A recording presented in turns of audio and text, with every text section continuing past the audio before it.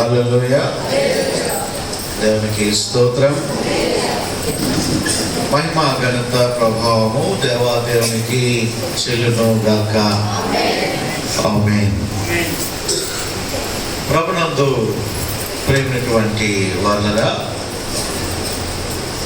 దేవుని యొక్క మహోన్నతమైనటువంటి కృప ద్వారా మరలా మనమందరము కూడా ఈ యొక్క అక్టోబర్ మాసంలో మొదటి ఆదివారంలో దేవుని సన్నిధిలో చేరి ఈ రీతిగా దేవుని ఆరాధించి కనపరచడానికి ప్రభు మనకి ఇచ్చినటువంటి ధన్యతను బట్టి దేవాదేవునికి స్తోత్రాలు వందనాలు తెలియజేస్తున్నాను. అదే విధముగా మరి ఇంతవరకు ఆరాధన నడిపించినటువంటి సహోదరి మేరీ గారికి ప్రభు పేరు వందనాలు.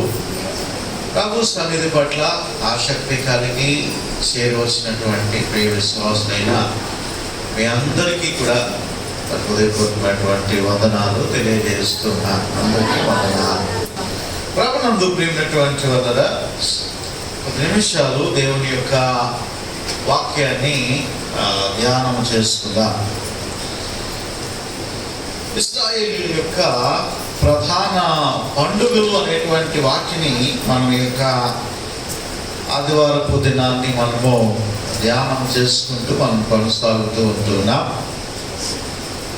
మరి ఇవన్నీ కూడా ధర్మశాస్త్రము అంతా కూడా ఛాయయే కానీ నిజ స్వరూపము యేసుక్రీస్తు ప్రభువులో ఉన్నది. హల్లెలూయా. ఆ పండుగలలో యేసుక్రీస్తు ప్రభువారి యొక్క నెరవేర్పు మన జీవితాలకు పండుగ అంటే సంతోషం అనేటువంటిది ఆయన జీవితం ద్వారా ఎలాగో జరిగి ఉన్నది అనేటువంటి విషయాలను మనము ధ్యానం చేసుకుంటూ దేవుని సన్నిధిలో మనము కొనసాగుతూ ఉంటున్నాం. ప్రత్యేకంగా మరి గడిచినటువంటి దినాలలో మొట్టమొదటిగా పస్కా పండుగ, క్రీస్తు అను పస్కా పశువు మన కొరకు వధించబడెను. గొర్రెపిల్ల స్థానములో యేసుక్రీస్తు ప్రభువారు వచ్చి ఉన్నారు. ఆయన రక్తము ద్వారా మనందరికీ కూడా పాప క్షమాపణ, విడుదల, నిత్య జీవము అనేటువంటివి మనకి అనుగ్రహించబడి ఉన్నాయి అనేటువంటి విషయాలను మనం నేర్చుకున్నాం. రెండవదిగా పులియని రొట్టెల పండుగ. పాపరహితుడైనటువంటి యేసుక్రీస్తు ప్రభువారు సమాధిలో ఉంచబడిన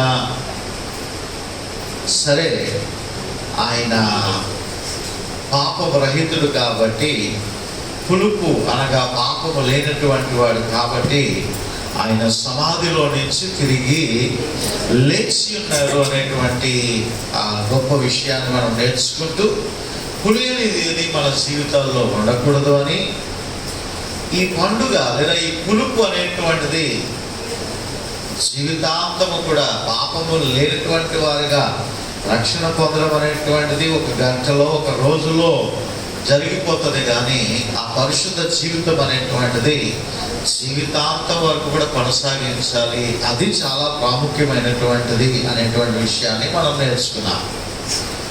మూడవదిగా గత ఆదివారము ప్రథమ ఫలముల పండుగ గురించి మనం నేర్చుకున్నాం.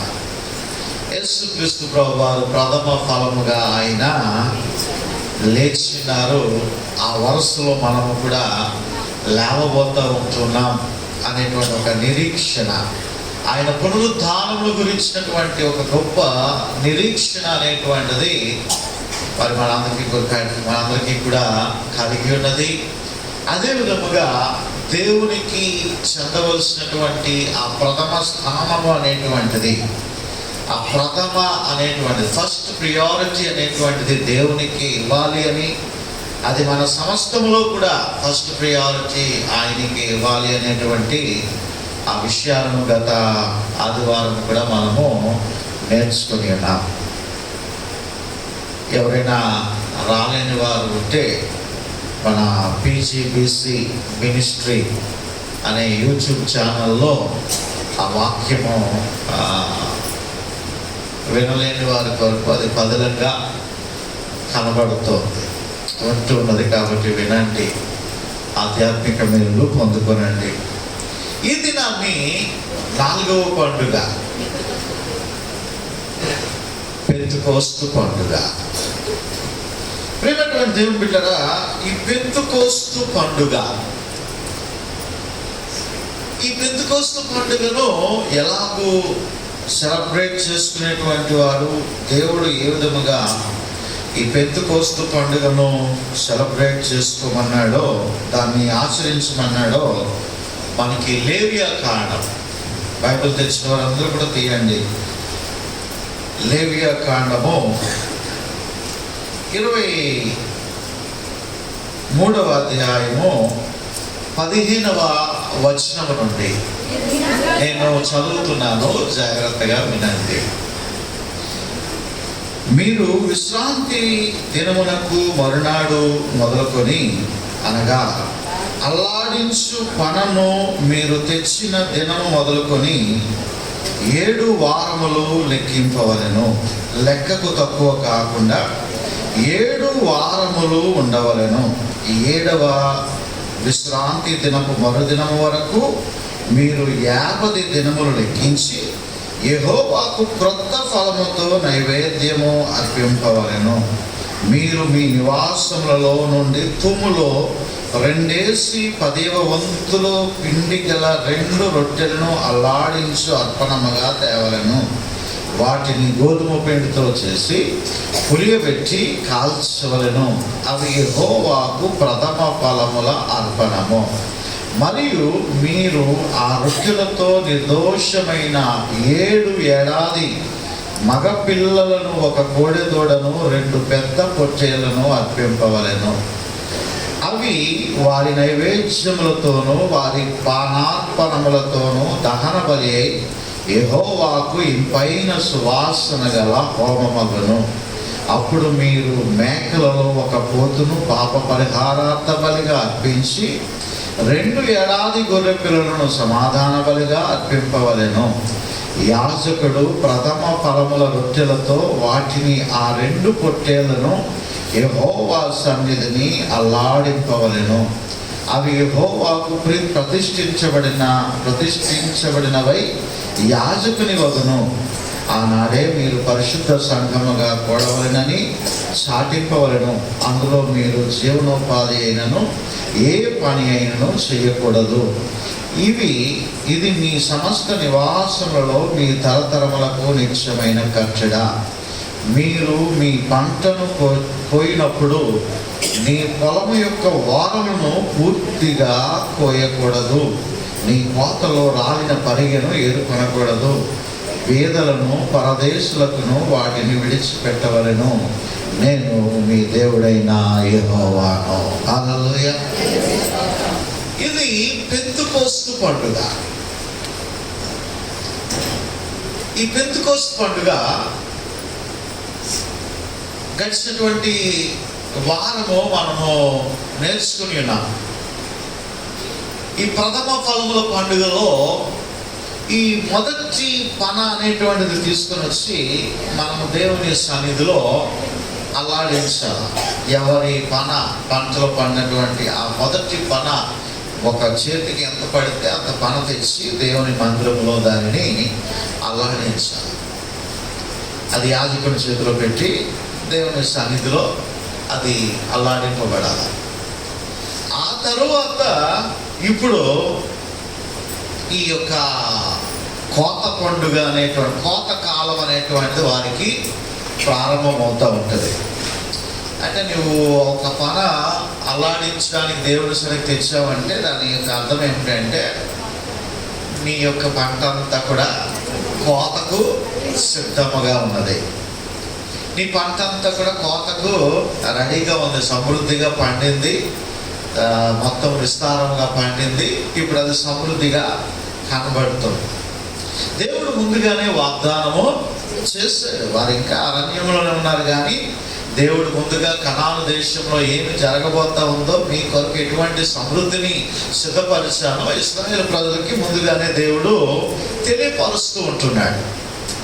ప్రియమైనటువంటి దేవుని బిడ్డరా, ఇక్కడ మనము గమనించినట్లయితే ఇప్పుడు వీరి యొక్క కోత కాలం అనేటువంటిది ప్రారంభమవుతుంది. ఎప్పుడైతే మొదటి పన దేవుని దగ్గర తెచ్చారో, ఆ తెచ్చిన తర్వాత దేవుడు దాన్ని అంగీకరించేటువంటి విధముగా ప్రార్థించిన తర్వాత అప్పుడు ఆ కోత కాలం అనేటువంటిది వారికి ప్రారంభమయ్యేటువంటిది.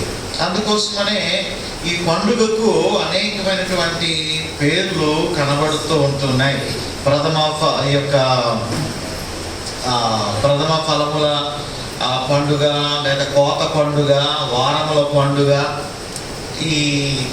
ఇవి ఈ పేర్లు కోత పండుగ, అలాగనే ఇంకా మిగతా వారముల పండుగ, ఇవన్నీ కూడా కనబడుతూ ఉన్నది. అనుకోకుండా నేను ముందు ఊహించలేదు, కానీ ఈ కృతజ్ఞత నెలలో మొదటి ఆదివారం కూడా ఈ యొక్క కోత పండుగ గురించినటువంటి సందేశం రావడం అనేటువంటిది అది దేవుని యొక్క ప్రణాళిక. ప్రియమైనటువంటి దేవుని బిడ్డలారా, ఇప్పుడు ఇశ్రాయేలు ప్రజలు ఏం చేయాలంటే, వారికి మొదటి పన దేవుని సన్నిధికి తెచ్చారు, వారు అల్లాడించారు, యాజకుని చేతిలో పెట్టారు, ఆ దేవునికి ప్రార్థన చేశారు, నా యొక్క సమృద్ధిని అంతా కూడా అంగీకరించండి అని దేవునికి మొదలుపెట్టారు. ఇప్పుడు వారి కోత అంతా కూడా ప్రారంభమవుతూ ఉంది. వారి కోత కాలం నిజంగా 7 వారములు దీనిని ఆచరించాలంట. 7 వారాలు అంటే అక్కడ క్లియర్గా రాయబడింది 50 రోజులు.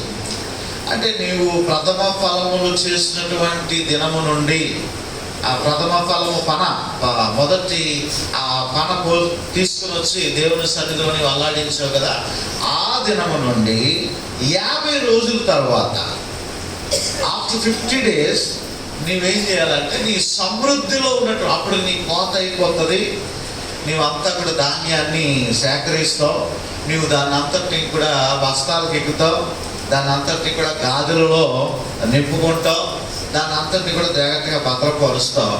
ఇప్పుడు నీ కోతకాలం అంతా అయిపోయింది, నీ సేద్యం అంతా కూడా అయిపోయింది. ఇప్పుడు ఏం చేయాలి తెలుసా?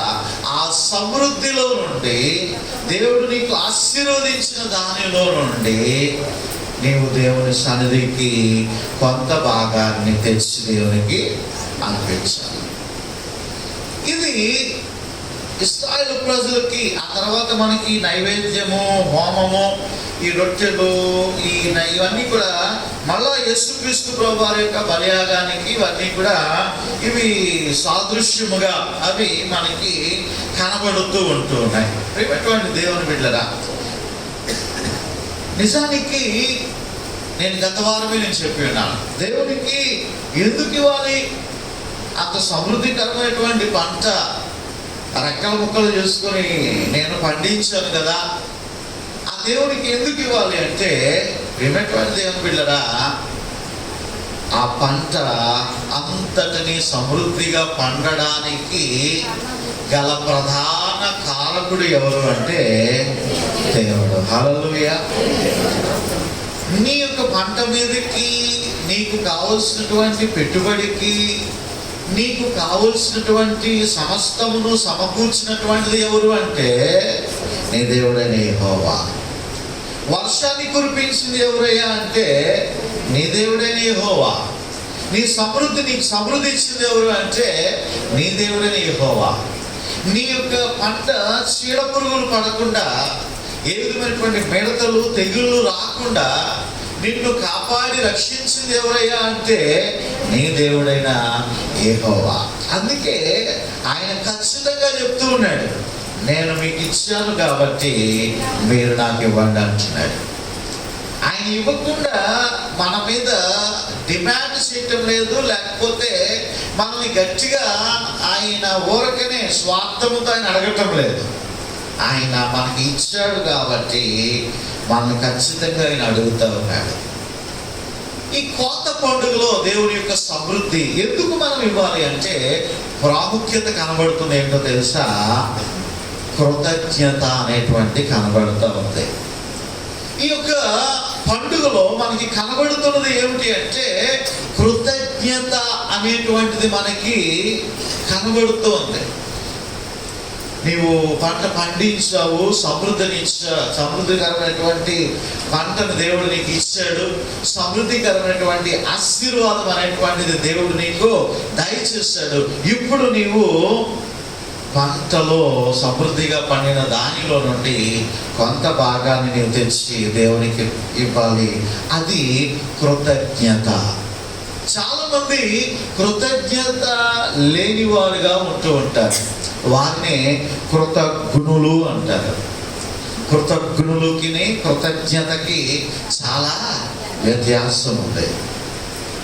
కృతజ్ఞత చూపించినటువంటి వారు ఆనాడు యేసుక్రీస్తు ప్రభు వారు 10 మంది కుష్ఠరోగులని ఆయన స్వస్థపరిస్తే ఆ 90 కూడా లోకంలోనికి వెళ్ళిపోయారు స్వస్థపరచబడిన తర్వాత. కానీ ఒక్కడు మట్టుకి వెనక్కి కృతజ్ఞత కలిగి, అయ్యా నీ వలన నేను స్వస్థత పొంది ఉన్నాను, నీ వలన నేను ఈ రీతిగా ఉన్నాను, నీ వలన నేను ఈ రీతిగా బ్రతుకుచున్నాను అని చెప్పి కృతజ్ఞత చెప్పినటువంటి వాడు కేవలము ఆ 10 మంది కుష్ఠరోగులలో ఒకడు మాత్రమే కనబడుతూ ఉన్నాడు. ఈరోజు సమృద్ధికరమైనటువంటి ఆశీర్వాదాలు పొందుకున్న తర్వాత, సమృద్ధికరమైనటువంటి దీవెనలు పొందుకున్న తర్వాత మనము కృతజ్ఞత కలిగినటువంటి వారముగా ఉండాలి అనేటువంటి విషయాన్ని ఆనాడు ఇశ్రాయేలు ప్రజలకి నేర్పిస్తున్నాడు. నేడు దేవుని ప్రజలుగా మనము ఏర్పాటు చేయబడినటువంటి వారంగా దేవుడు మనకి నేర్పిస్తున్నాడు. మన జీవితాలు ఇచ్చినటువంటి సమస్త సమృద్ధి కూడా ఆయన వల్ల పొందుకున్నదే తప్ప కలిగి ఉన్నది ఏదియో ఆయన లేకుండా కలగలేదు. అందుకే దావీదు మహాభక్తుడు అంటాడు, నా ప్రాణమా యెహోవాను సన్నుతించుము, నా అంతరంగమున ఉన్న సమస్తమా ఆయన పరిశుద్ధ నామమును సన్నుతించుము. నా ప్రాణమా యెహోవాను సన్నుతించుము, ఆయన చేసిన ఉపకారములలో దేనిని మరువకుము. మర్చిపోకుమా. ఇది రాజైనటువంటి దావీదు పలుకుతున్నటువంటి మాట. ఎన్నో వ్యాధుల నుండి, బలహీనతల నుండి, ఎన్నో అస్వస్థతల నుండి నువ్వు ఈరోజు హాస్పిటల్లో ఉండాల్సినటువంటి నిన్ను దేవుని సన్నిధిలో నిన్ను ఆరాధించేటువంటి బిడ్డగా దేవుడు నిన్ను ఉంచాడు. ఏ పూట పస్తు లేకుండా దేవుడు నిన్ను ఆశీర్వదించాడు.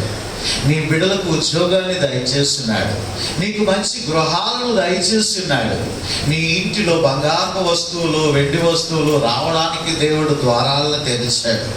ఏ విధమైనటువంటి లోటుపాట్లు లేకుండా, ఎటువంటి కొరతలు లేకుండా దేవుడు నిన్ను సమృద్ధికరంగా ఆశీర్వదించాడో, ఆశీర్వదించినటువంటి దేవుడిని నీవు ఎంత మాత్రం కూడా మర్చిపోవడానికి వీల్లేదు అంట.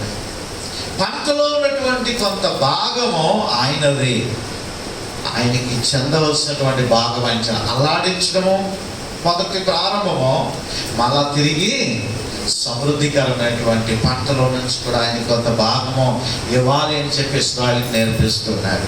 పరిశుద్ధ గ్రంథంలో ఒక వ్యక్తి మనకి కనబడుతూ ఉంటాడు. ఇది సాక్షాత్తు యేసుక్రీస్తు ప్రభువారు చెప్పినటువంటి ఉపమానమే. లూకా సువార్త చూడండి ఒకసారి. లూకా సువార్త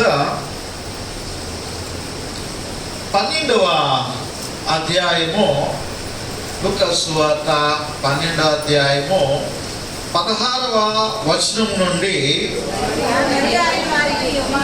నేను చదువుతున్నాను, వినండి. మరియు ఆయన వారితో ఈ ఉపమానము చెప్పెను, ఒక ధనవంతుని భూమి సమృద్ధిగా పండెను. అప్పుడు అతడు, నా పంట కూర్చుకొనుటకు నాకు స్థలము చాలదు కనుక నేనేమి చేతునని తనలో తాను ఆలోచించుకొని, నేను ఎలాగూ చేతును, నా కొట్లు విప్పి వాటికంటే గొప్ప వాటిని కట్టించి అందులో నా ధాన్యం అంతటిని, నా ఆస్తిని సమకూర్చుకొని నా ప్రాణముతో, ప్రాణమా, అనేక సంవత్సరములకు విస్తారమైన ఆస్తి నీకు సమకూర్చబడి ఉన్నది. సుఖించుము, తినుము, త్రాగుము, సంతోషించుమని చెప్పుకొందును అనుకొనెను. అయితే దేవుడు, వెర్రివాడా, ఈ రాత్రి నీ ప్రాణమును అడుగుచున్నాను, నీవు సిద్ధపరచినవి ఎవని వగునని అతనితో చెప్పాను. దేవుని ఎడల ధనవంతుడు కాక తన కొరకే సమకూర్చుకుని వాడును అలాగుననే ఉండునని చెప్పాను. ఇక్కడ ఒక ధనవంతుడు కనబడుతూ ఉన్నాడు. పంట సమృద్ధిగా పండిందంట. పంట సమృద్ధికరమైనటువంటి ఆశీర్వాదము, సమృద్ధికరమైన వ్యాపారాలు, సమృద్ధికరమైనటువంటి జీవితాన్ని దేవుడు అనుగ్రహించినప్పుడు ఈ ధనవంతుడు ఏమంటున్నాడు తెలుసా? ఇదిగో నా ప్రాణమా, నీకు అనేక సంవత్సరాలకు సరిపడినటువంటి ఆహారాన్ని నేను ఇంకనూ కూడా నా యొక్క గాదులలో, నా గొడవల్లో నేను స్టాక్ పెట్టుకుంటున్నా అంటున్నాడు. కానీ ఎక్కడ కూడా నా దేవుడు అనుగ్రహించున్నాడు అనేటువంటి మాటను చెప్పటం లేదు. అంతా కూడా ఇక్కడ చూడండి, నా పంట అంటున్నాడు, నాకు స్థలము చాలదు అంటున్నాడు, నేనేమి చేతును అంటున్నాడు, నా కొట్లు విప్పి అనేటువంటి మాట అంటున్నాడు, నా ధాన్యం అంతటిని అంటున్నాడు, నా ఆస్తిని అంటున్నాడు, నా ప్రాణము అంటున్నాడు. ఏమంటే అంతా కూడా నా నా నా నా నా దేవుడు లేకపోతే నీకు ఈ ఈవులు ఎలాగొస్తాయంటే, ఒకసారి ఎవరికి వారు ఆలోచన చేసుకుందాం. దేవుని యొద్దకు రాకముందు నీ పరిస్థితి ఎలాగుండేటువంటిది, నీ బ్రతుకు ఎలాగుండేటువంటిది, నీ ఇల్లు ఎలాగుండేటువంటిది, నీ వ్యాపారం ఎలాగుండేటువంటిది. నీవు దేవుని యొద్దకు వచ్చిన తరువాత నీ స్థితి, నీ గతి దేవుడు ఏ విధముగా మార్చి ఉన్నాడు. నీ సమృద్ధిలో ఉన్నటువంటి, అందుకే దేవుడు అంటున్నాడు, నేను ఇచ్చాను కాబట్టి మీరు దేవుని సన్నిధికి తీసుకొని రండి. ఈ అంటున్నాడు, నా ప్రాణమా అంటే, నా ప్రాణమా.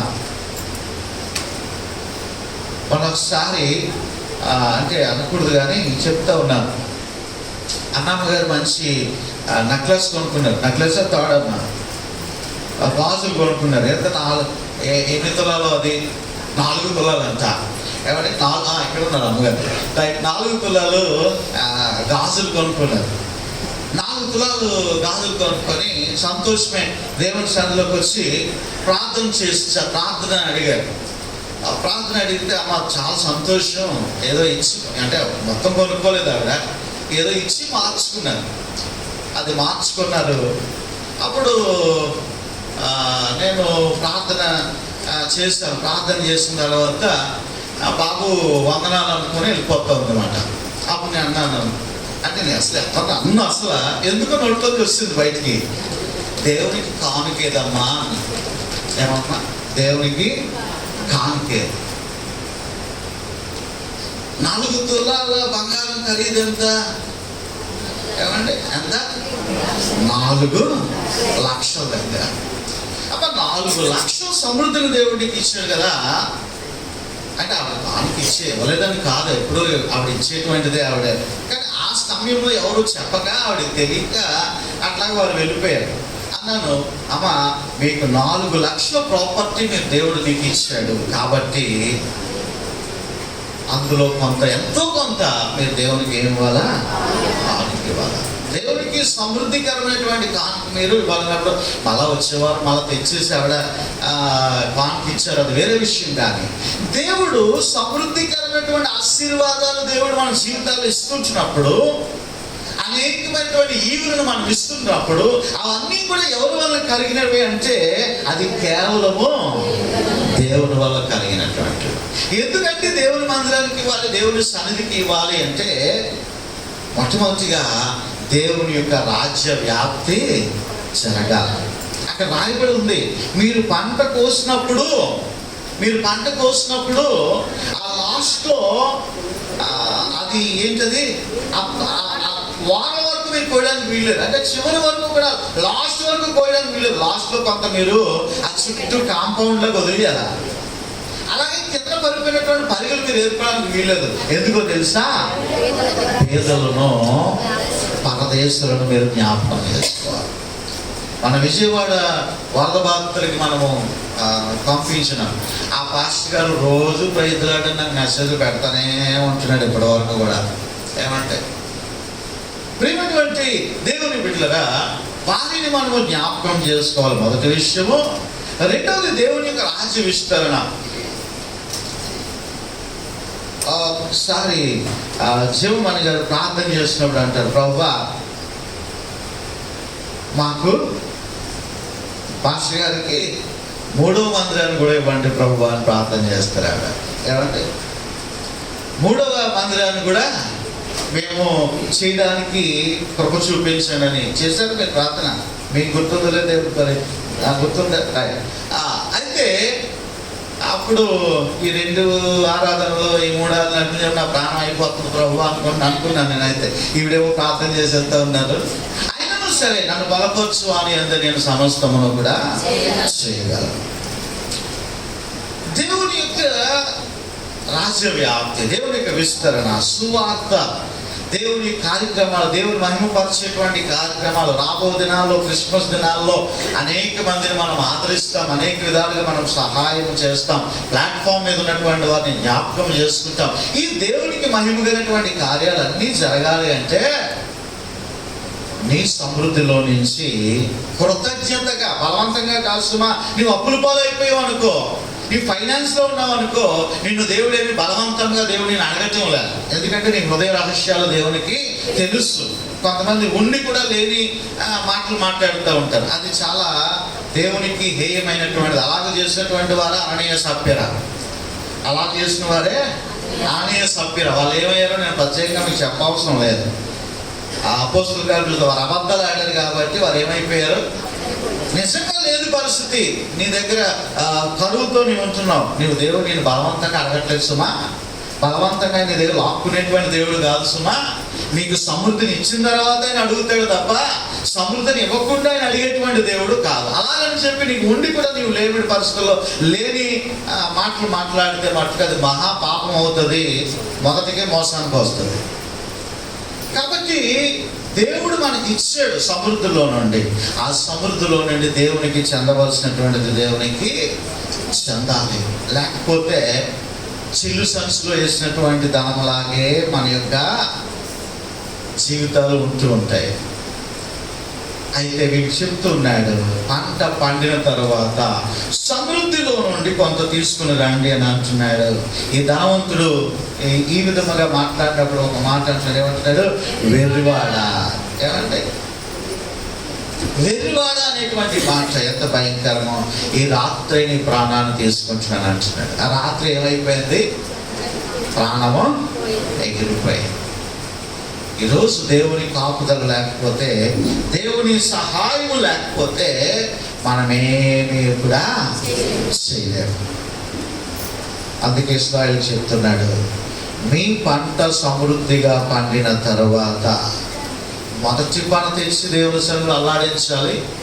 అది అయిపోయిన తర్వాత పంటనంతటినీ కూర్చుకున్న తర్వాత కోత పండుగ సమయంలో ఏం చేయాలంట?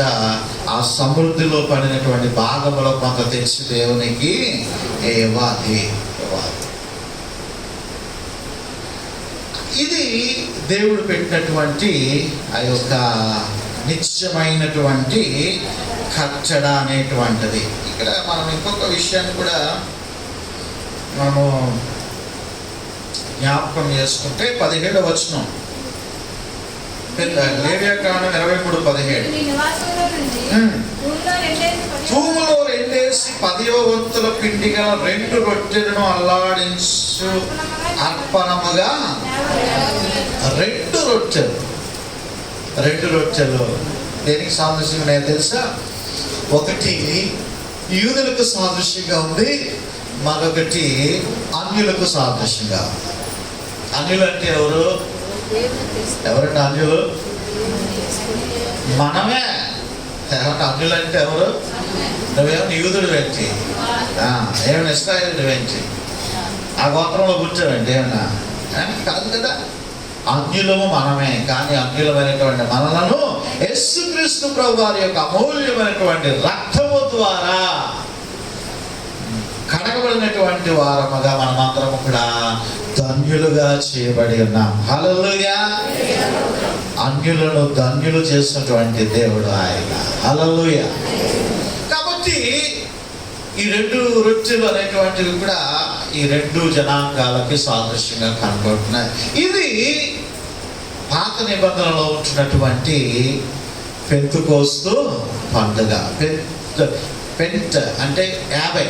ఏమండి? పెంట్ అంటే 50 మాట.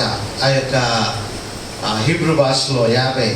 ఈ 50వ దినాన జరుపుకునేటువంటి పండుగ పెంతెకోస్తు పండుగ. ఇప్పుడు ఇదే పండుగ నిజ స్వరూపమగు యేసుక్రీస్తు ప్రభువారిలో అది నెరవేర్పు అనేటువంటిది మనం చూస్తున్నాం.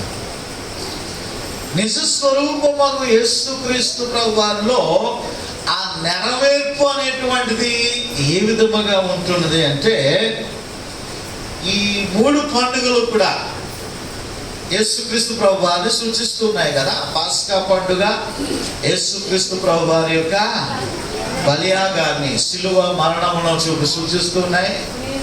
పులియని రొట్టెల పండుగ ఆయన సమాధిని సూచిస్తూ ఉన్నది. అలాగనే పాపరహితుడు పరిశుద్ధుడు అని సూచిస్తున్నాయి. ప్రథమ ఫలముల పండుగ ఆయన పునరుద్ధానుడై తిరిగి లేచి ఉన్నాడు అనేటువంటి దాన్ని సూచిస్తున్నాయి. ఇప్పుడు ఆయన తిరిగి లేచి ఉన్నాడు. 3వ దినాన ఆదివారమున ఆయన తిరిగి లేచి ఉన్నాడు. ఆయన తిరిగి లేచిన తర్వాత 50 దినాల తర్వాత మేడగదిలో వారు ప్రార్థన చేస్తూ ఉంటున్నప్పుడు పరిశుద్ధాత్మ దేవుడు పరలోకము నుండి ఆయన దిగి వచ్చి ఉన్నాడు. హల్లెలూయా. వారందరూ కూడా అగ్ని నాలుకలుగా విభజించబడినటువంటి వారే. ఒకరి తల మీద అగ్ని వర్షము కురుస్తూ ఉన్నది. అగ్ని నాలుకలు కురుస్తూ ఉన్నాయి.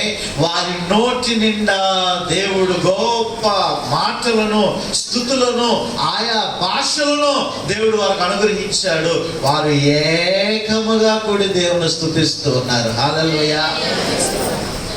యేసుక్రీస్తు ప్రభువారు ఆరోహణమైన తరువాత, యేసుక్రీస్తు ప్రభువారు ఎన్ని రోజులకు ఆరోహణమయ్యారు? 40 రోజులకి ఆయన ఆరోహణమయ్యారు. ఆయన మరణించి పునరుద్ధాడైన తరువాత 40 రోజులకి ఆయన భూమి మీద సజీవునిగా అగుపరుచుకొని, ఆ 40 రోజులు కూడా దేవుడు తన మహిమ శరీరముతో పరిచర్య చేశాడు. ఆయన ఆ 40 రోజులు కూడా ఆయన పరిచర్య చేశాడు. శిష్యులను బలపరిచాడు, అనేక మందికి అగుపించాడు, వారిని ధైర్యపరిచాడు. విశ్వాసంలో వారు జారిపోకుండా వారిని బలపరిచి ధైర్యపరిచాడు. 40 రోజులకి ఆయన ఆరోహణం అవుతూ ఆయన అంటున్నాడు, మీరు కనిపెట్టండి అంటున్నాడు. మీరు పరిశుద్ధాత్ముని కొరకు మీరు కనిపెట్టండి.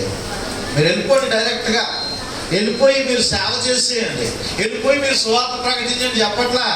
మీరు కనిపెట్టండి. ఎంతకాలం కనిపెట్టాలి ప్రభువా అని వారు అడగలేదు. అక్కడ వాళ్ళు కనిపెట్టడం మొదలుపెట్టారు. వారు ప్రార్థన చేయడం మొదలుపెట్టారు. వారు దేవుని సన్నిధిలో ప్రార్థన చేయడము, అంగలార్చడము, దేవుని కృప కొరకు ఎదురు చూడటం మొదలుపెట్టారు. వారు అనుకుని ఉండొచ్చు, నెల రోజులు గడుస్తుందేమో, సంవత్సరం గడిచిపోతేమో దేవుని కృప వచ్చినప్పటికీ. ఎందుకంటే మెస్సయ్య రావడానికి కొన్ని సంవత్సరాలు పట్టింది కదా.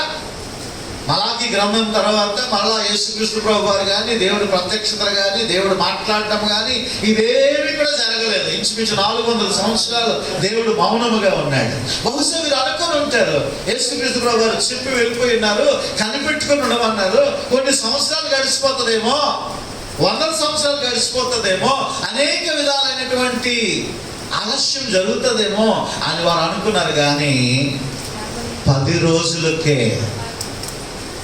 రోజులకే పరిశుద్ధాత్మ దేవుడు దిగి వచ్చేసాడండి. హల్లెలూయా. 10 రోజులకే పరిశుద్ధాత్మ దేవుడు ఆ పైకి నుంచి దిగి వచ్చి ఉన్నాడు. అపోస్తలుల కార్యము 2వ అధ్యాయంలో బైబిల్ తెచ్చిన వారు తెరవాల. ఎంతమంది తెచ్చారు బైబిల్లో? చూపించండి ఒకసారి. దేవునికి స్తోత్రం, దేవునికి స్తోత్రం. Right right. అపోస్తుల కార్యములు 2వ అధ్యాయము 1 నుంచి 4 వచనాల వరకు చూస్తే,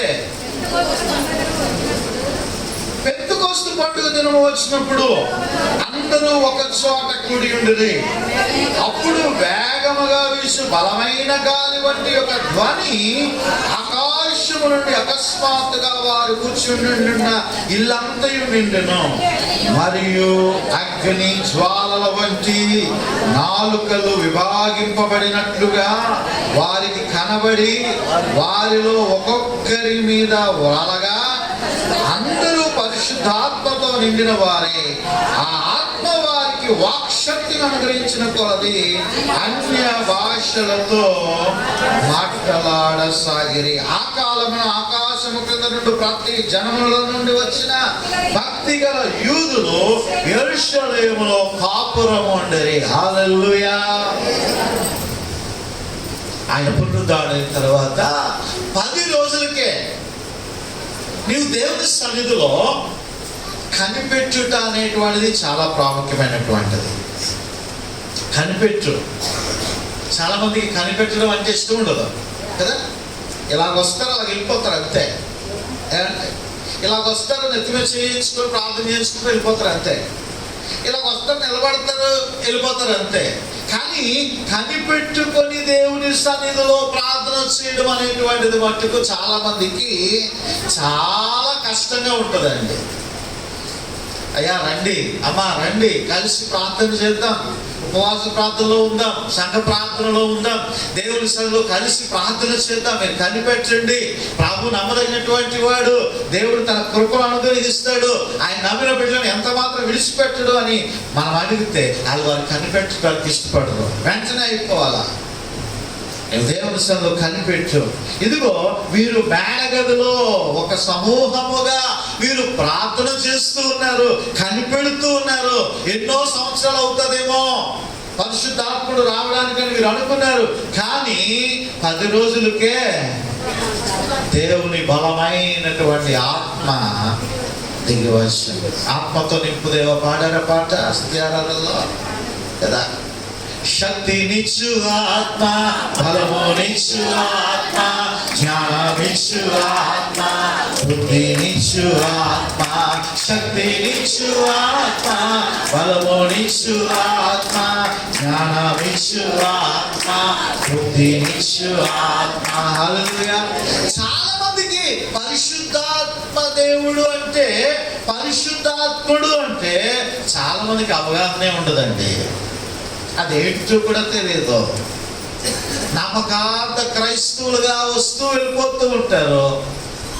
ఏమండి, పరిశుద్ధాత్ముడు మనతో ఉంటే అన్నీ మనతో ఉన్నట్టే, సమస్తము మనతో ఉన్నట్టే. నీవెప్పుడు అదే ప్రార్థన చేయాలి, ప్రభువా నీ ఆత్మను నాకు తోడుగా ఉంచండి. నీ సన్నిధి అనగా దేవుడి యొక్క పరిశుద్ధాత్మే. నీ పరిశుద్ధాత్మ సహాయమును నాకు తోడుగా ఉంచండి అని చెప్పి నీవు ప్రార్థన చేయగలగాల.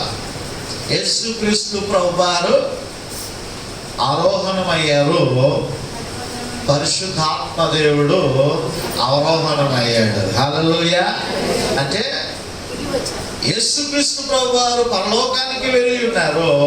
ఆయన స్థానంలో మనందరినీ బలపరచుటకై, మనందరికీ సహాయము చేయుటకై, మనందరినీ స్వస్థపరచుటకై, మనందరినీ ధైర్యపరచుటకై పరిశుద్ధాత్మ దేవుడిని మన మధ్యలోకి పంపించి ఉన్నాడు. హల్లెలూయా. ఈ పరిశుద్ధాత్మ దేవుడు యేసుక్రీస్తు ప్రభువారు 2వ రాకడ వచ్చినంత వరకు కూడా ఆ పరిశుద్ధాత్మ దేవుడు మనతోనే సహవాసం చేస్తాడు. హల్లెలూయా. అందుకే ఆయన త్రిత్వమై ఉన్నటువంటి దేవుడు, తండ్రి, కుమార, పరిశుద్ధాత్ముడు. ఈ పరిశుద్ధాత్మ దేవుడు మనతోనే ఉంటాడు. ఎందుకంటే నువ్వు పరిశుద్ధాత్మ పొందుకోవాలి, నువ్వు ఫుల్ఫిల్ చేసుకోవాలి. ఎప్పటికప్పుడు నీ హృదయం నిండా దేవుని యొక్క పరిశుద్ధాత్మను నీవు పొందుకుంటూ ఉండాలి. అది ఎలాగే పొందుకోవడం అంటే దేవుని సన్నిధిలో ప్రార్థించుట ద్వారా, స్తుతించుట ద్వారా, వాక్యమును ధ్యానము చేయడం ద్వారా నీవు పొందుకుంటావు. అది నీలో ఉన్నదనుకోండి, సాతాను 6 అడుగుల దూరంలో ఉంటాడండి. హల్లెలూయా. నిన్ను చూస్తే సాతాను గజగజలు ఆడిపోతుంది అన్నమాట. వాడి యొక్క ఎత్తులు, వాడి పై ఎత్తులు, వాడి పన్నాగాలు అవన్నీ కూడా నీలో పరిశుద్ధాత్ముడు ఉంటే అవన్నీ కూడా ఏమైపోతాయి? చిత్తైపోతాయండి. హల్లెలూయా. క్లుప్తంగా ఈ పరిశుద్ధాత్ముడు నీతో ఉంటే ఏ విధమైనటువంటి లాభాలు కలుగుతాయి, ఎటువంటి మెరులు కలుగుతాయి అనేటువంటి విషయాలు చూస్తే మార్కు సువార్త ఒకసారి చూడండి. మార్కు సువార్త 11వ అధ్యాయం. మేడ మీద ఉన్నవారు చదువుతారు. మార్కు సువార్త 13వ అధ్యాయము 11వ వచనాన్ని ఏంటో, వారు మిమ్మల్ని అప్పగించుటకు కొనుక్కోనప్పుడు మీరు ఏమి చెప్పుదురో అని ముందుగా సిద్ధింపకుడి. ఆ గడియలోనే మీకేది ఇవ్వబడునో అదే చెప్పుడి. చెప్పువాడు పరిశుద్ధాత్మయే గాని మీరు కాదు. హల్లెలూయా. మొట్టమొదటి పరిశుద్ధాత్మ యొక్క కార్యము ఏమండి? నువ్వు అధికారి దగ్గరికి వెళ్తావు, లేకపోతే నువ్వు ఏదో ఒక నాయకుడి దగ్గరికి వెళ్తావు, లేదా నీ ఇంట్లో సమస్యలు వచ్చినప్పుడు నువ్వు మాట్లాడుతూ ఉంటావు, లేకపోతే నీ స్నేహితులతో నువ్వు మాట్లాడుతూ ఉంటావు. ఈ మాట్లాడేటప్పుడు అంట, ఎవరైతే పరిశుద్ధాత్మ పూర్ణులు అవుతారో, దేవుని సన్నిధిలో పరిశుద్ధాత్మను వారు పొందుకుంటారో, వారి మాటలు నువ్వు మాట్లాడవంట. ఎవరు మాట్లాడరు? మీరు మాట్లాడరు. ఎవరు మాట్లాడతారు? పరిశుద్ధాత్ముడు మీతో మాట్లాడిస్తాడు. హల్లెలూయా. అప్పుడు నీ మాటల వల్ల ఏ విధమైనటువంటి చిక్కులో కూడా నీవు పడిపోవు. నీవు నీ మాటలు ఎలాగూ మాట్లాడాలో సందర్భానుసారముగా నీవు ఏ విధముగా మాట్లాడాలో ఆ మాటలు ఎవరు పలికిస్తారంటండి? పరిశుద్ధాత్మ దేవుడు పలికిస్తారు. నీ అధికారితో మాట్లాడినప్పుడు, నీ ఆఫీసర్తో మాట్లాడినప్పుడు, నీ సుపీరియర్తో నీవు మాట్లాడినప్పుడు నీ నోటి మాటలు పరిశుద్ధాత్మ దేవుడు మాట్లాడిస్తాడంట. హల్లెలూయా. అందుకే చక్కని మాటలు ఏమండి, దేవుని యొక్క నామములో ఎవరైతే పరిశుద్ధాత్మ, అందుకే వారి మాటలు కరెక్ట్గా ఉంటాయి. వారి మాటలను దేవుడు నెరవేరుస్తాడు. వారి మాటల ద్వారా ఆదరణ కలుగు చేస్తాడు. వారి మాటల ద్వారా స్వస్థత కలుగు చేస్తాడు. ఎందుకంటే ఆ మాటలన్నీ కూడా ఎవరు పలికిస్తారో తెలుసా? మాట్లాడేది మీరు కాదు, పరిశుద్ధాత్మ దేవుడు మాట్లాడతాడు. కొంతమందికి, చాలా మందికి ప్రార్థన చేయాలంటే భయం కదా. ప్రార్థన చేయాలంటే కొంతమందికి భయం. అమ్మో పాస్టర్ గారు అక్కడే లేదా బాగా ప్రార్థన చేస్తారు కానీ అక్కడ నిలబడితే చాలండి వచ్చేది ఏదో. నీవు నిజంగా మొరపెట్టు, ప్రార్థన చేయి. అయ్యా ప్రార్థన చేస్తున్నానయ్యా. ప్రార్థన అంటే కంటత పెట్టేది కాదు. ప్రార్థన ఎప్పుడు కూడా కంటత పెట్టేటువంటిది కాదు. అయ్యా సహాయం దయచేయండి అన్నప్పుడు నిజంగా దేవుడు నిలబెట్టు. నువ్వు మాట్లాడవు కానీ పరిశుద్ధాత్మ దేవుడు నీతో ప్రార్థన చేయిస్తాడండి. హల్లెలూయా. చాలా మంది నూతనంగా వస్తున్నటువంటి సహోదరులు చక్కగా ప్రార్థన చేస్తూ ఉన్నారు నేటి దినాల్లో. అదే స్థితిలోనికి పురుషులు కూడా రావాలా. ఇంకెంతకాలం ఏమంటే ఇంకా నువ్వు వెనకాలకే ఉంటావు. ఎప్పుడు నువ్వు ప్రార్థన చేస్తావు? ఎప్పుడు నువ్వు దేవుని మహింపరుస్తావు? ఎప్పుడు మైక్ ముందుకు వస్తావు? కాబట్టి నీవు మొట్టమొదటిగా పరిశుద్ధాత్మ యొక్క సహాయాన్ని అడిగితే నీ నోటి మాటలను ఆయన మాట్లాడతాడండి. ఆయన చూసుకుంటాడు. రెండో విషయాన్ని జ్ఞాపకం చేస్తున్నాను. యోహాను సువార్త 14వ అధ్యాయం చూడండి ఒకసారి. యోహాను సువార్త 14వ అధ్యాయము 16వ వచనాన్ని చూస్తే, నేను తండ్రిని వేడుకొందును మీ యొద్ద ఎల్లప్పుడూ ఉండుటకై ఆయన వేరొక ఆదరణకర్తను అనగా సత్య స్వరూపేగు ఆత్మను మీకు అనుగ్రహించును. లోకం ఆయనను చూడదు, ఆయన ఎరుగదు, కనుక ఆయనను పొందనేరదు. మీరు ఆయనను ఎరుగుదురు, ఆయన మీతో కూడా నివసించును, మీలో ఉండును, మిమ్మను అనాథలుగా విడువను. హల్లెలూయా! ఎంత గొప్ప మాట అంటే, పరిశుద్ధాత్మ దేవుడు ఆదరణ కలుగు చేస్తాడు. అయ్యో నా భర్త లేడే, నా సహోదరుడు లేరే, వారు చనిపోయారే, నా తల్లిదండ్రులు లేరే, వారు చనిపోయారే, నా తండ్రి లేడే, నా తల్లి లేదే, నా తరపున మాట్లాడేటువంటిది ఎవరు, నా కార్యాలు చక్కబెట్టేటువంటిది ఎవరు, నా కన్నీరు తుడిచేటువంటిది ఎవరు అని నువ్వు వేదన పొందుతున్నావేమో. నేను మీ కొరకు ఒక ఆదరణకర్తను పంపించబోతున్నాను. హల్లెలూయా! నేను మిమ్మల్ని అనాథలుగా విడువను. హల్లెలూయా! దేవుని కలిగి ఉన్నటువంటి వారు, యేసుని కలిగి ఉన్నటువంటి వారు ఎన్నడను కూడా వారు దిక్కుమాలినటువంటి వారు కాదు. మీ పక్షాన మాట్లాడడానికి పరిశుద్ధాత్మ దేవుడు ఉన్నాడు, నిన్ను నడిపించడానికి పరిశుద్ధాత్మ దేవుడు ఉన్నాడు, నీకు రక్షణ కవచములాగా పరిశుద్ధాత్మ దేవుడు ఉన్నాడు, నీకు కాపుదల ఇవ్వడానికి పరిశుద్ధాత్మ దేవుడు నీకు తోడుగా ఉంటున్నాడు. నీ పక్కన 1000 మంది పడినను, నీ కుడి పక్కన 10,000 మంది పడినను, అపాయము నీ యొద్దకు రాదు. నీవు కన్నులారా చూచుచుండగా భక్తిహీనులకు ప్రతిఫలము కలుగును. హల్లెలూయా!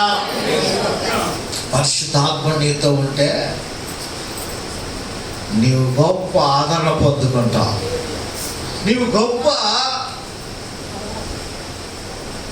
ఆశీర్వాదం పొందుకుంటావు, ఆదరించబడతావు, అనాథలుగా విడిచిపెట్టబడవు. మూడో విషయాన్ని జ్ఞాపకం చేస్తున్నాను చూడండి, ఆ కిందనే ఉంది 26వ వచనం. ఆదరణకర్త అనగా నా నామమున పంపబోవు పరిశుద్ధాత్మ సమస్తమును మీకు బోధించి నేను మీకు చెప్పు సంగతులను జ్ఞాపకము చేయను. పరిశుద్ధాత్మ దేవుడు ఏం చేస్తాడో తెలుసా? యేసయ్య మాటలను గుర్తు చేస్తాడు. హల్లెలూయా! యేసయ్య మాట శివకు ఊట, పరముకు నడిపించు మాట. హల్లెలూయా! పాడుకుంటా వెళ్తే మీకు టైం అయిపోయి 2వ ఆరాధనలో వచ్చేస్తారు మళ్ళా. ప్రియమైనటువంటి దేవుని బిడ్డగా నేను జ్ఞాపకం చేస్తూ ఉంటున్నాను, పరిశుద్ధాత్మ దేవుడు యేసయ్య మాటలను గుర్తు చేస్తాడు. యేసయ్య ఏ విధముగా ప్రేమించాడు, యేసయ్య ఏ విధమైనటువంటి రీతిలో ఆయన లోకంలో నడిచాడు. ఏమంటే యేసయ్య మాటలు వింటున్నప్పుడే కదా మనకి ధైర్యము, యేసయ్య మాటలు వింటున్నప్పుడే కదా మనకి పాపక్షమాపణ, యేసయ్య మాటలు వింటున్నప్పుడే కదా నిత్య జీవము. ఆ మాటలు పరిశుద్ధాత్మ దేవుడు ఏం చేస్తాడట? గుర్తు చేస్తూ ఉంటాడు. యేసయ్య ఈ లోకంలో నీవు జీవించినప్పుడు ఇలాగూ నన్ను ప్రేమించావు కదా, అనేకులను ప్రేమించావు కదా, అనేక మందిని స్వస్థపరిచావు కదా, అనేక మందిని ఆదరించావు కదా. పాప క్షమాపణ కొరకే ఇదిగో ఈరోజు పరిశుద్ధాత్ముడు మన మధ్యలో ఉండి ఆయన బలను సమీపిస్తూ ఉంటుండగా ఎవరిని గుర్తు చేస్తూ ఉన్నాడు? గొర్రెపిల్ల స్థానంలో మాట్లాడరే, మాట్లాడరే, ఎవరెత్తరే? యేసుక్రీస్తు ప్రభువుని మనకి చూపిస్తున్నాడు. హల్లెలూయా! ఈరోజు ఈ నెలలో నీవు బలులు ఏమండి ఏమి అర్పించాల్సిన అవసరం? గొర్రెపిల్ల స్థానంలో ఈయన వచ్చేసాడండి. ఎంత గొప్ప ధన్యత! మరొక పరిశుద్ధ పరిశుద్ధాత్మ యొక్క కార్యం. అపోస్తల కార్యము 1వ అధ్యాయం 8వ వచనం. అపోస్తల కార్యములు 1వ అధ్యాయము. అయినను పరిశుద్ధాత్మ మీ మీదికి వచ్చినప్పుడు మీరు, పరిశుద్ధాత్మ మన మీదకి వస్తే ఏమొస్తుందట? శక్తి వస్తుందంట. ఏ శక్తి? పాలు గుడ్డు బూస్ట్ తాగితే వచ్చే శక్తి కాదు. ఏమంటే అది శక్తి కాదు. అవేవి కూడా ఉపయోగపడవు. నీకు శోధన వచ్చినప్పుడు, శ్రమలు వచ్చినప్పుడు, నలుగురు నిందించినప్పుడు, ఏమంటే ఎవరు నలుగురు నిందిస్తే గ్లాస్ బూస్ట్ కలుపుకొని పాలు తాగి నువ్వు యుద్ధానికి వెళ్తావు ఏంటి? అచ్చే అవేమి పనిచేయవు. లోపల నీకు ఒక శక్తి ఉంటుంది. ఏమంటే ఆనాడు యేసుక్రీస్తు ప్రభువు దగ్గరికి అపవాదం వచ్చింది. శరీరాశ, నేత్రాశ, జీవపుడమ్మము అనేటువంటివి 3 చూపించినప్పుడు, ఆ శోధన వచ్చినప్పుడు, ఆ శ్రమ వచ్చినప్పుడు యేసయ్య పరిశుద్ధాత్మ పొందుకున్నటువంటి వాడే 40 దినాలు దివారాత్రంలో ఉపవాసం ఉండి ఆ పరిశుద్ధాత్మ శక్తి అని అంటున్నాడు, ఇదిగో సాతాను నా వెనకకి పో. శక్తి, బలము, దయ్యాలను శాసించేటువంటి శక్తి, వ్యాధులను వెళ్ళగొట్టేటువంటి శక్తి, అంధకార క్రియను లయపరిచేటువంటి శక్తి పరిశుద్ధాత్మ దేవుడు నీకు అనుగ్రహిస్తాడు. హల్లెలూయా. నాలుగవదిగా 4వ అధ్యాయం, అపోస్తల కార్యములు 4వ అధ్యాయము 31వ వచనం. 4వ అధ్యాయం 31వ వచనం. అమ్మా, వారు ప్రార్థన చేయగానే వారు కూడి ఉన్న చోటు కంపించును. అక్కడ వారందరూ పరిశుద్ధాత్మతో నిండిన వారే దేవుని వాక్యమును ధైర్యముగా బోధించిరి. హల్లెలూయా. అంతవరకు పిట్కోలుగా ఉన్నారు. సిలువ దగ్గర ఒక్క పురుషుడు లేడు, యోహాను తప్ప. అందరూ స్త్రీలే. ఇక మేడగదిలోకి వెళ్ళిపోయి తప్పేసుకొని బిక్కుమని కూర్చున్నారు. ఎప్పుడు పరిశుద్ధాత్మ దేవుడు ఎప్పుడైతే వచ్చినాడో వెంటనే వారు ఏం చేస్తున్నారంట? ధైర్యముగా బోధిస్తున్నారు. హల్లెలూయా. ఇప్పుడు లోకంలో దేనికి వారు భయపడటం లేదండి. కొంతమందికి అందుకే భయం. కొంతమంది బైబిల్ పట్టుకొని రావాలంటే భయం, ఓ పాట గట్టిగా పాడాలంటే భయం, ఓ పత్రిక పంచాలంటే భయం, నలుగురిలో ప్రార్థన చేయాలంటే భయం కదా.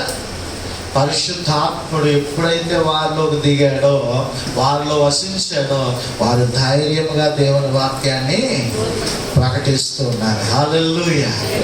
పరిశుద్ధాత్మ దేవుడు ధైర్యాన్ని ఇస్తాడు. రోమీయులకు రాసినటువంటి పత్రిక 15వ అధ్యాయము 3వ వచనము. తొందరగా టైం అయిపోతుంది. రోమీయులకు 15:3 కాదు, 15:13 చదవండి. 13.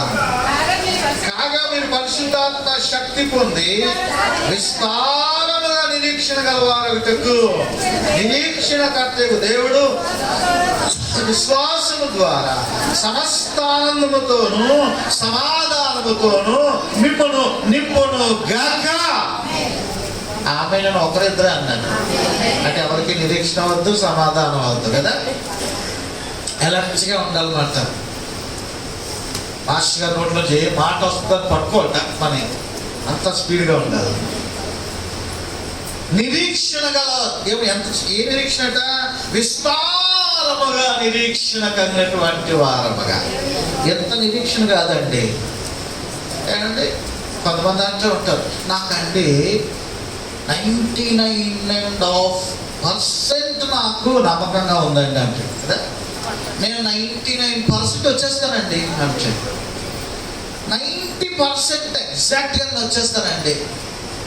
నో. యేసయ్య రాకడ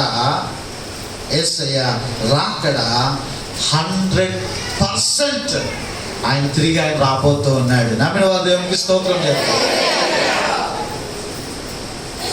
వస్తానన్నాడు విపుడు, మాట తప్పడు, ఎంత గండమైన అండ ప్రభు ఉన్నాడు. హల్లెలూయా.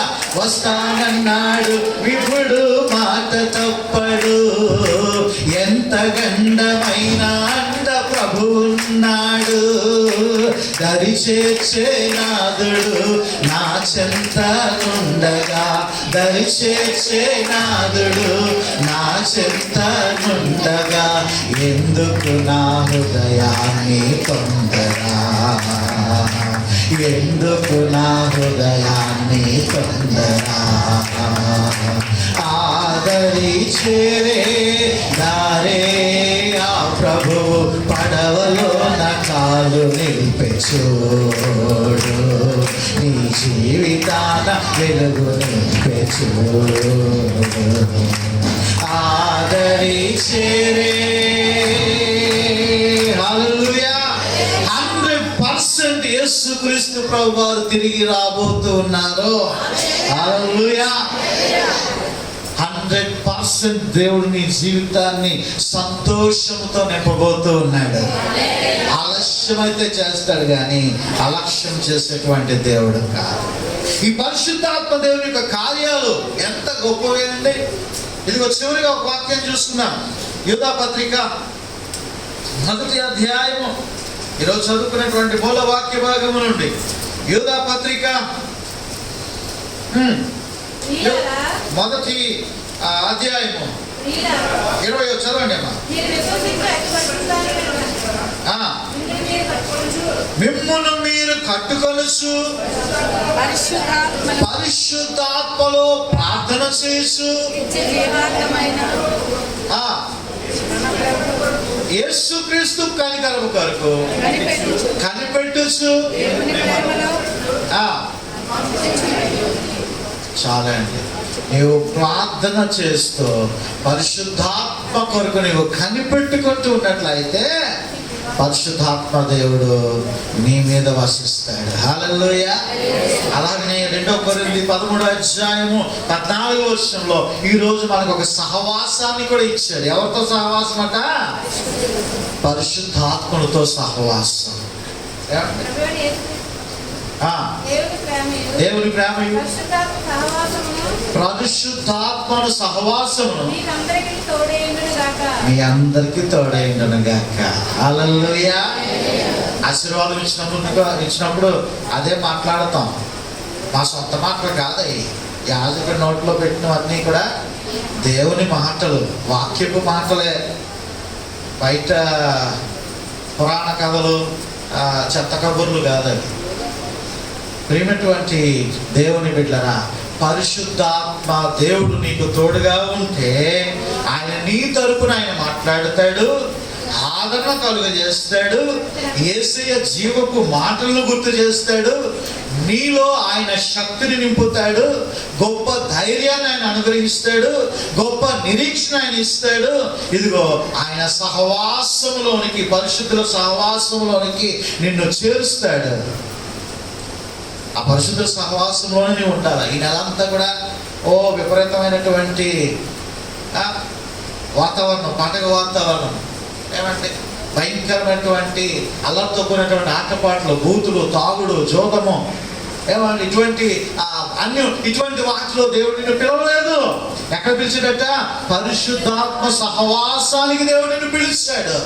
వాటికి నువ్వు దూరంగా ఉండాలా, వాటి నుండి నువ్వు ప్రత్యేకపరచుకోవాలా. వెలుగుకి చీకటికి ఏమి పొందిక పొత్తు.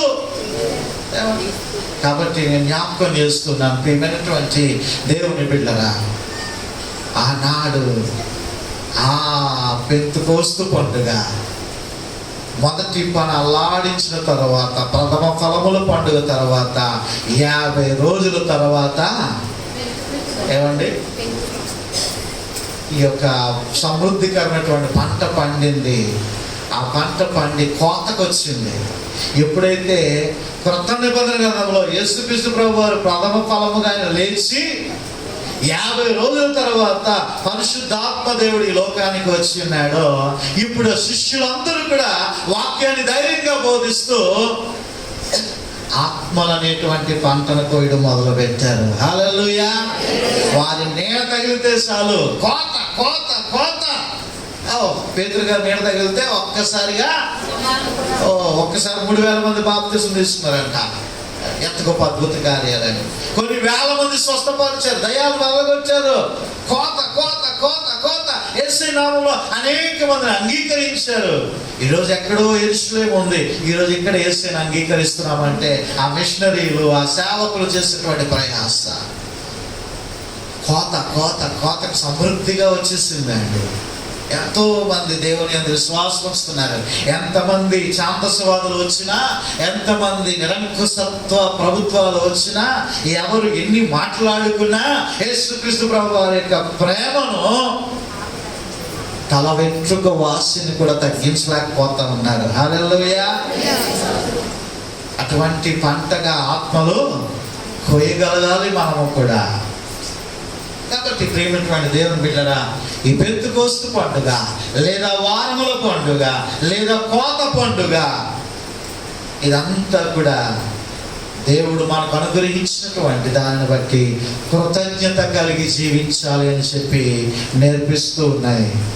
కాబట్టి మనము కృతజ్ఞత కలిగి కనిపెట్టుకుంటూ ఆత్మల పంటను కోయడానికి సిద్ధపడుతూ, శారీరకంగా దేవుడు మనకిచ్చినటువంటి మనము వర్ధిల్లిన కొలది దేవునికి చెందవలసినటువంటి భాగాన్ని దేవునికి ఇస్తూ, దేవుని ఘనపరుస్తూ ఈ పెంతెకోస్తు పండుగ యొక్క సంతోషాన్ని పొందుకుందాం. అట్టి కృప పరిశుద్ధాత్మ దేవుడు మనకందరికీ దయచేయును గాక.